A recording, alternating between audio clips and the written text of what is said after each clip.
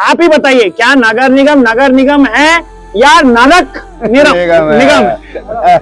नगर निगम हल्द्वानी या नरक निगम हल्द्वानी?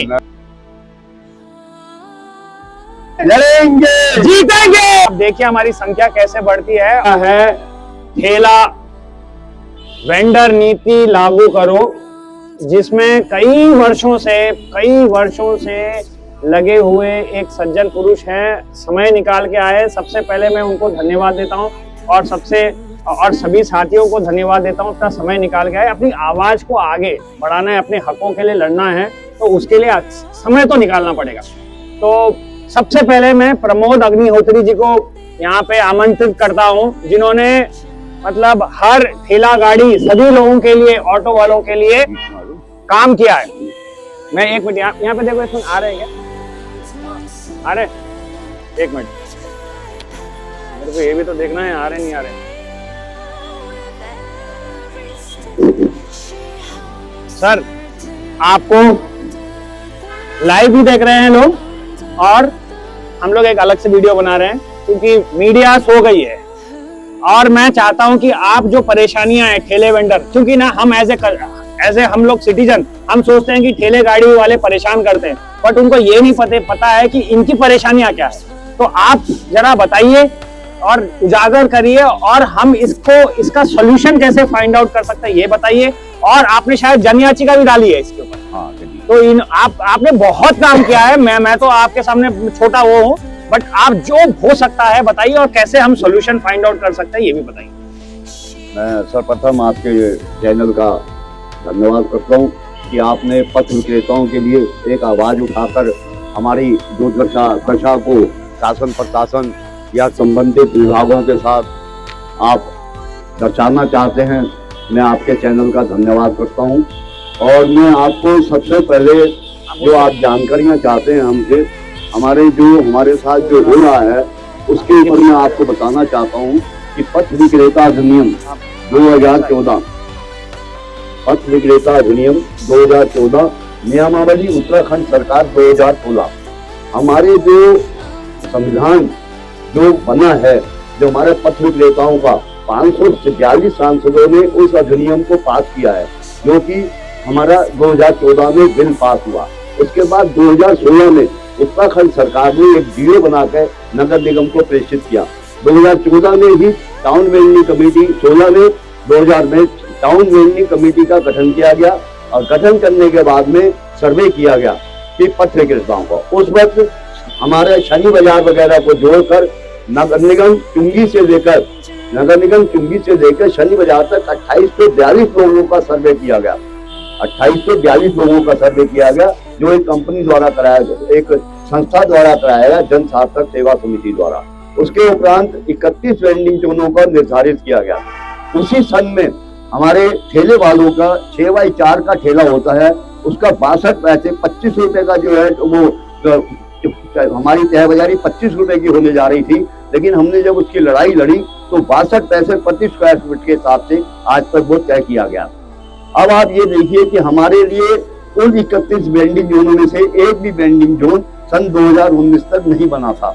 सन 2019 के बीच में हमारे पूर्व मेयर जोगिंदर पाल रोकेला सिंह जी ने या नगर आयुक्त सिंह जी ने, चंद्रमोहन बरतोलिया जी ने, एक कंपनी आई दिल्ली से किरण सॉफ्टवेयर, जिसने कि DIP DPR वगैरह बनाने के लिए उन्होंने निःशुल्क ये प्रस्ताव पारित हुआ, और उन्होंने एक पायलट प्रोजेक्ट प्रेजेंटेशन किया, जिसमें कि 10 वेंडिंग जोनों के लिए निर्धारित किया गया। उनको पायलट प्रोजेक्ट के रूप में उनको कार्य करने के लिए दे दिया गया।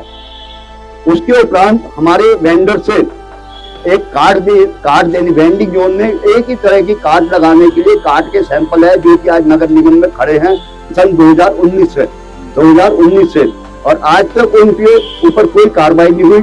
हमारे 25 वेंडरों को नामित कर बरसाती नहर मॉडल वेंडिंग जोन बनाया जाएगा। आपने अमर उजाला वगैरह में भी पढ़ा होगा, और हमारे पास उसमें लिस्ट में भी दिया गया, और 10 पायलट प्रोजेक्ट के रूप में कंपनी को वो कार्यभार सौंपा गया।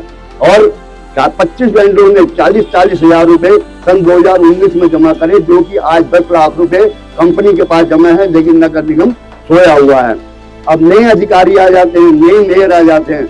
आज आप देख रहे होंगे कि जने किसको फायदा पहुंचाने के लिए हमारे मेयर साहब जो नए आए हैं वो हमारे पायलट प्रोजेक्ट तो बना नहीं सके, वो चले गए। अब ये नए आए हैं तो उन्होंने एक साल में उन पायलट प्रोजेक्टों पे जो हमारे 2019 से जो काम चल रहा है, 31 वेंडिंग जोन, 10 पायलट प्रोजेक्ट, उस पर तो कुछ काम नहीं हुआ, लेकिन प्राइवेट वेंडिंग जोनों में भेजने के लिए ठेले वालों का उत्पीड़न अवश्य होगा।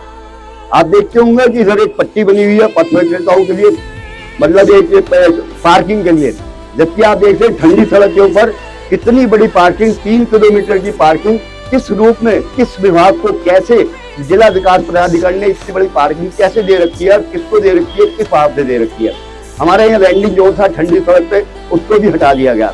हमारा कई जगह पर वेंडिंग जोन निर्धारित किए गए, लेकिन उन पर आज तक कोई भी काम नहीं हुआ।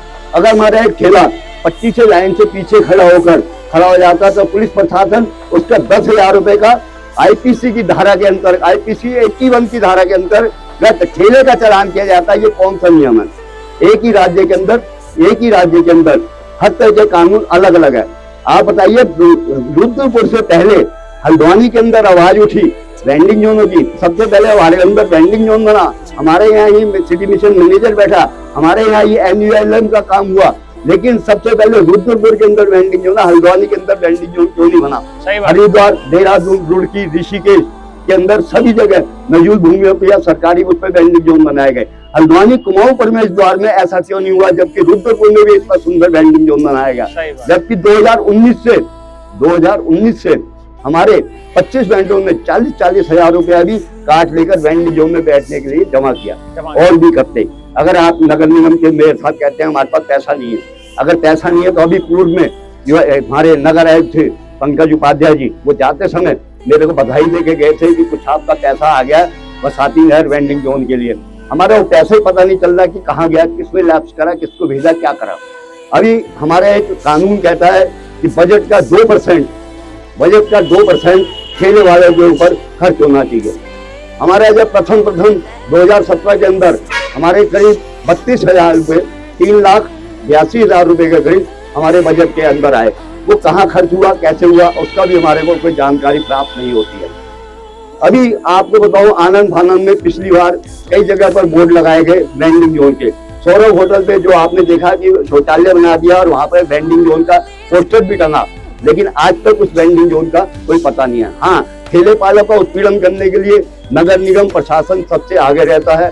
और आप ये देखिए, हमारा ठेले वाला 15 रुपए, 25 रुपए, 50 रुपए, 100 रुपए तक की पर्ची कटती है। फिर हम 50 रुपए, 60 रुपए और 100 रुपए तक का कूड़े का भी देते हैं। एक साल के अंदर 250 रुपए का लाइसेंस बनाते हैं, एक साल में 250 रुपए का लाइसेंस बनाते हैं।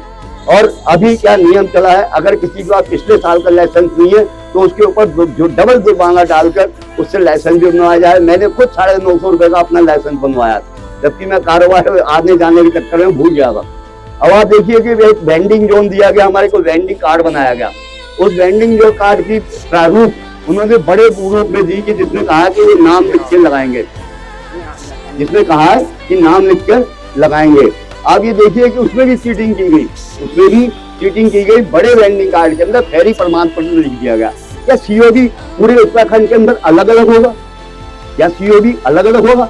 क्या ये मेयर साहब की मनमानी है या कि नगर निगम प्रशासन की मेहरबानी है? किस तरीके से तलाशी करके गरीबों का उत्पीड़न करने के लिए कार्रवाई की जाती है? हमारे पथ विक्रेता असंगठित कामगार मजदूर संघ के लोग हैं और इनका उत्पीड़न ये सब जगह, अगर आप देखा जाए व्यापारियों के उस पर सबसे ज्यादा नीचे तबके के लोग हैं। हमारा, आपको शायद जानकारी हो ना हो, पथ विक्रेताओं का 8,000 करोड़ रुपया प्रतिदिन का हमारा टर्नओवर है पूरे भारत के अंदर। 40 लाख वेंडर्स हैं, 40 लाख वेंडर्स हैं। हमारे 1826 वेंडरों का इन्होंने सर्वे किया। अभी बहुत से हमारे वेंडर्स रह रहे हैं जिनका की सर्वे पूरा नहीं हो सका। आप 60 वार्ड के अंदर 1826 वेंडर्स को नहीं बिठा सकते, एक वार्ड में 30 वेंडर भी नहीं आते। आपके पास इतनी जगह भी नहीं है, जबकि कई नजूल भूमियां इनकी खाली पड़ी हैं। अभी इन्होंने कालू सिद्ध बाबा मंदिर के सामने एक नजूल भूमि को अपने कब्जे में लिया। ऐसे मिशन स्कूल के पास, रोडवेज के पास है। आप मनोरंजन भवन बनाने जा रहे हैं, आप उसमें हमारे वेंडर्स को क्यों नहीं देते? आप बस अड्डा बना जा रहे हैं, वैसे बस अड्डे वेंडर्स को क्यों नहीं देते? आप हमारे लिए काम नहीं करना चाहते, आज तक ना भी किया। जिन अधिकारियों ने काम करने की प्रेरणा की, उनके कागजातों को बीच में ही दबा के रख दिया गया।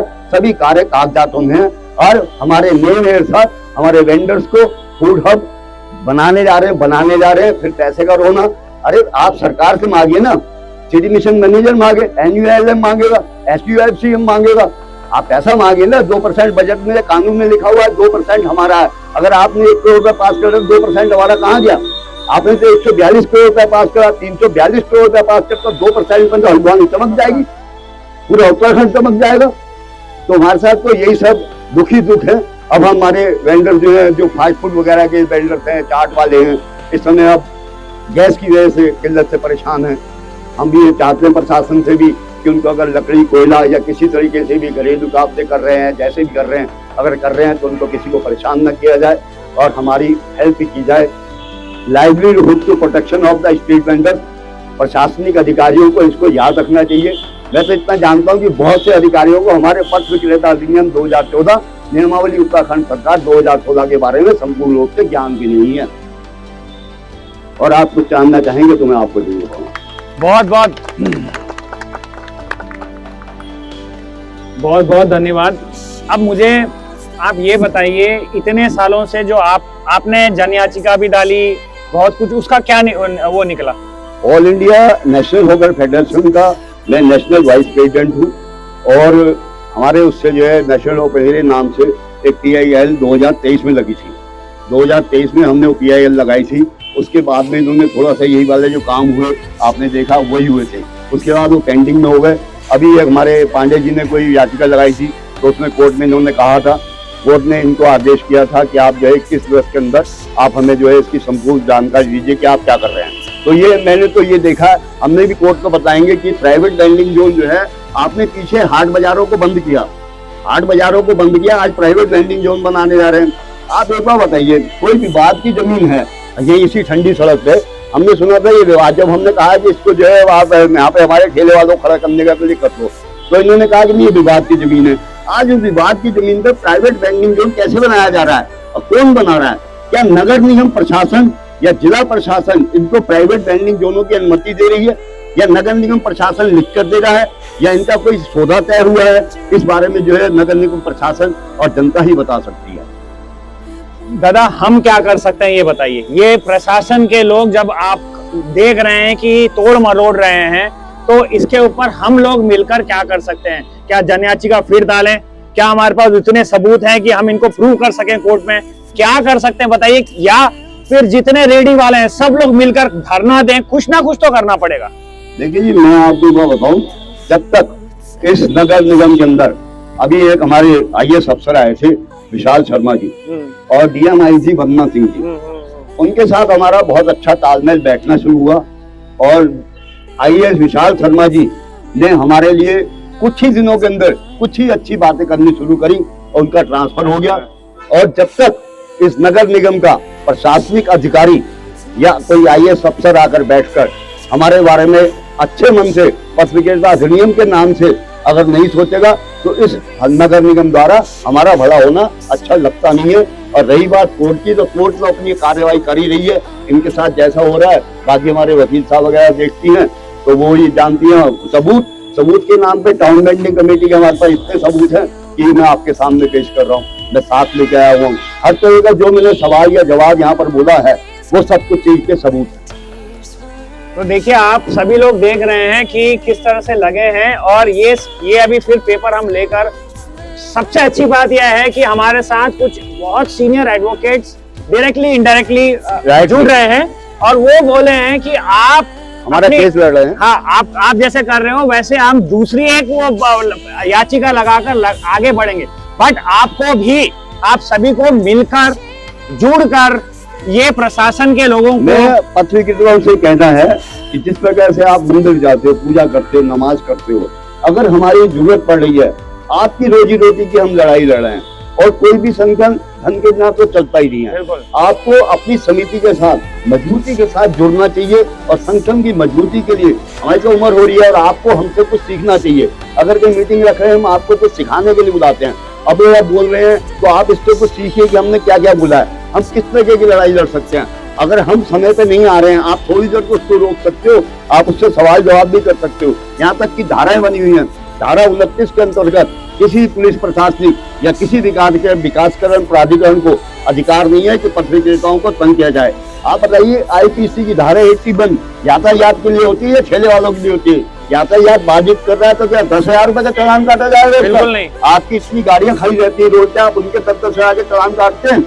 नहीं काटते। तो ये सब ठेले वालों का उत्पीड़न होता है। हम असंगठित कामगार मजदूर क्षेत्र के लोग हैं, आप जानते ही हैं, तो हम इसी बात से सारा हमारा उत्पीड़न है।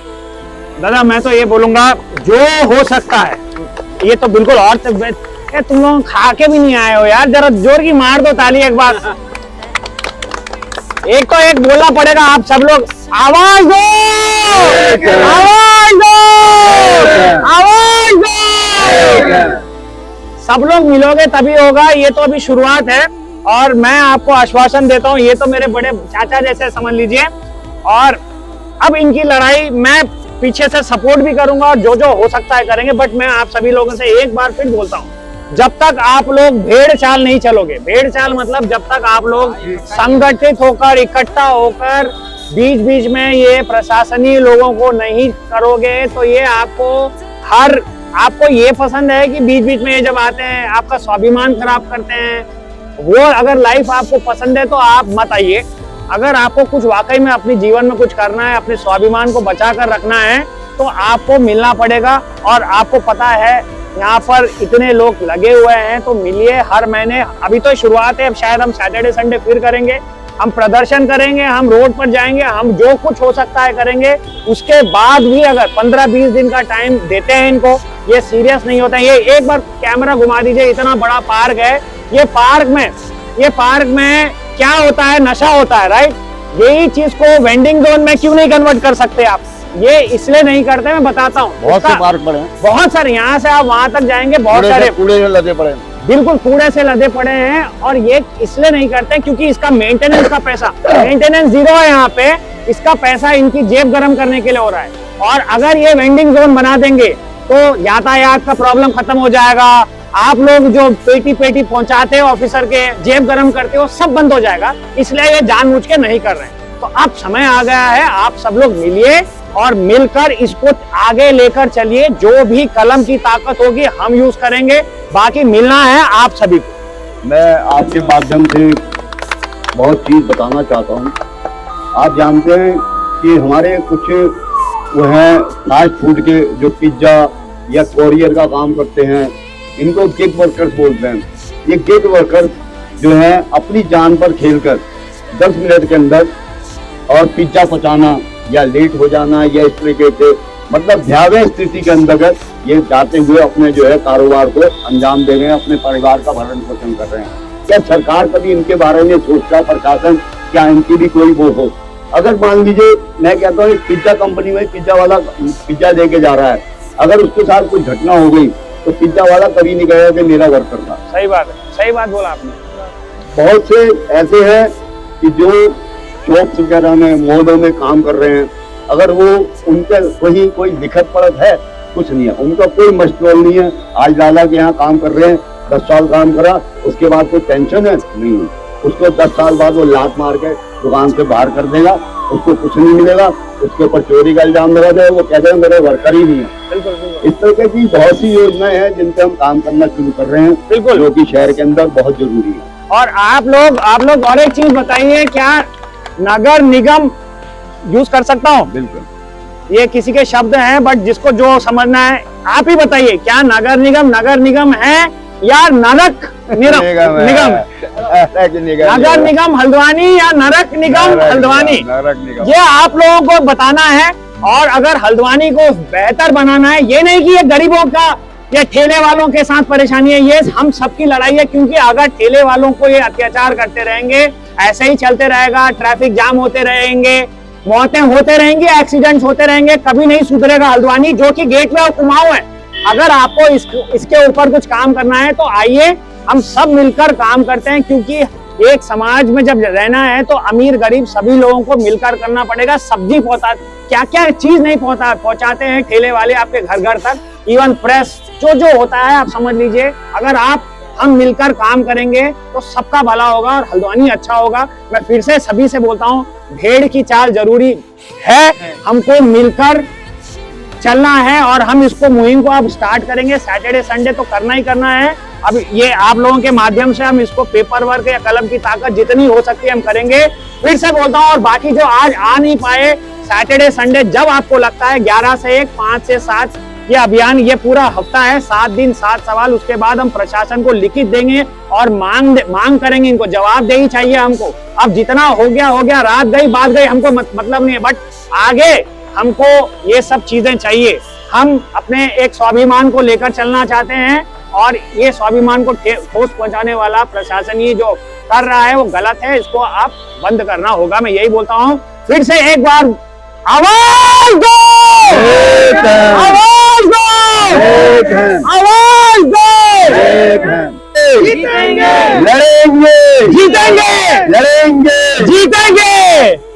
बहुत बहुत धन्यवाद सभी लोगों को। आप सभी लोग आए लोग हैं। शनिवार को और रविवार को है। आप देखिए हमारी संख्या कैसे बढ़ती है और हम अपना हक लेकर रहेंगे। ठीक है, धन्यवाद। मिलते हैं मेरे भाई।